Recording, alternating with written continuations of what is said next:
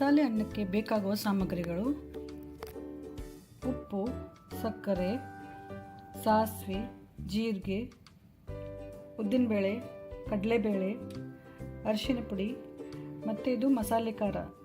North Karnataka ಸೈಡಲ್ಲಿ ಪಲ್ಯಗಳಿಗೆಲ್ಲ ಹಾಕ್ತಾರಲ್ಲ, ಅದು ಮಸಾಲೆ ಖಾರ. ಮತ್ತು ನೆಕ್ಸ್ಟು ಅನ್ನನಲ್ಲಿ ಬೇಯಿಸಿ ಸ್ವಲ್ಪ ಉದ್ರುದ್ರಾಗಿ ಮಾಡಿಟ್ಕೊಳ್ಳಿ ಈ ಥರ. ನೆಕ್ಸ್ಟು ಶೇಂಗಾ ಬೀಜ, ಎಣ್ಣೆ, ಈರುಳ್ಳಿ, ಅರ್ಧ ನಿಂಬೆಹಣ್ಣು ಮತ್ತು ಕರಿಬೇವು.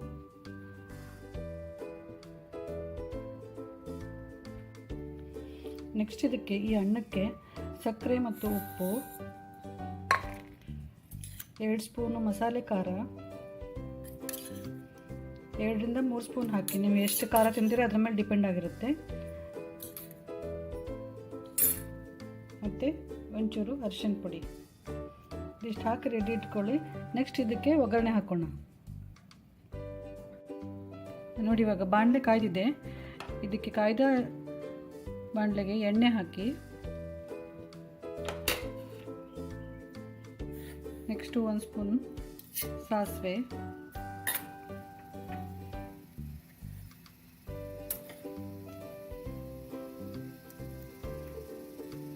ಒಂದು ಸ್ವಲ್ಪ ಸಿಡಿದ ಮೇಲೆ ಜೀರಿಗೆ,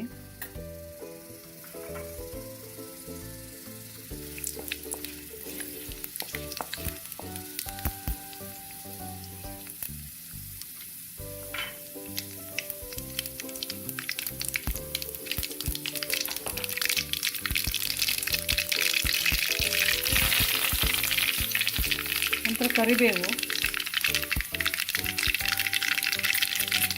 ನೆಕ್ಸ್ಟ್ ಕಡಲೆಬೇಳೆ, ಉದ್ದಿನಬೇಳೆ,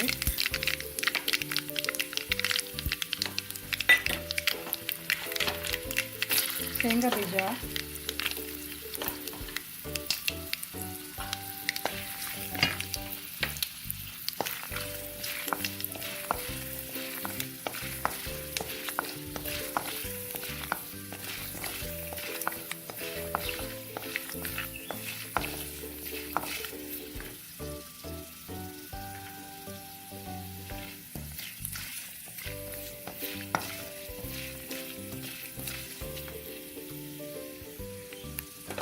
ನೆಕ್ಸ್ಟ್ ಇವಾಗ ಈರುಳ್ಳಿ,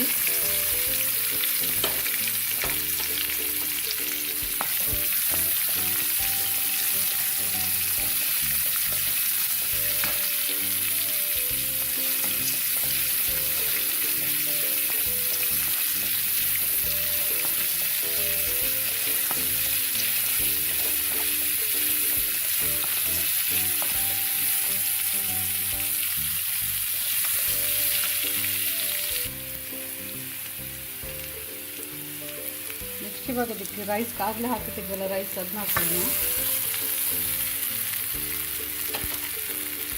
ಮತ್ತು ಒಂಚೂರು ನಿಂಬೆಹಣ್ಣು,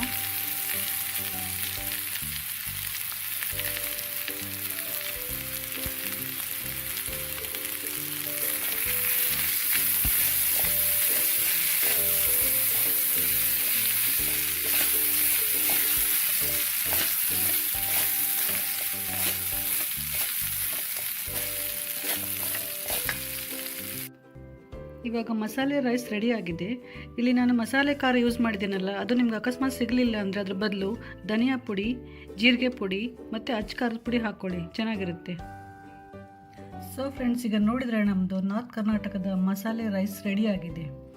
ಈ ನನ್ನ ಮಸಾಲೆ ರೈಸ್ ರೆಸಿಪಿ ನಿಮಗೆ ಇಷ್ಟ ಆದಲ್ಲಿ ದಯವಿಟ್ಟು ಲೈಕ್ ಮಾಡಿ, ಶೇರ್ ಮಾಡಿ, ಕಮೆಂಟ್ ಮಾಡಿ, ಹಾಗೂ ನನ್ನ ಚಾನಲ್ ಪಾಕ ಶೃಂಗಾರವನ್ನು ಪ್ಲೀಸ್ ಸಬ್ಸ್ಕ್ರೈಬ್ ಮಾಡಿ. Thank you.